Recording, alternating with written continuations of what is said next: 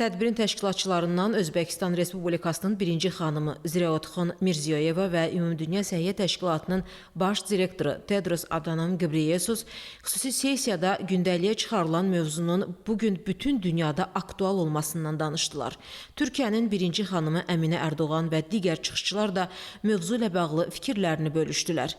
Qeyd olundu ki, sessiyanın təşkilində əsas məqsəd dünya ictimaiyyətinin diqqətini bu qlobal problemə yönəltmək, onun nə dərəcədə təhlükəli olduğunu xatırlatmaqdır. Problemin aktuallığı ildən ilə artır. Statistikaya əsasən hər il dünyada təxminən 200 min uşaq xərçəng xəstəliyi ilə üzləşir və onların yarısı dünyasını dəyişir. Tədbir panel iclaslarla davam etdirildi.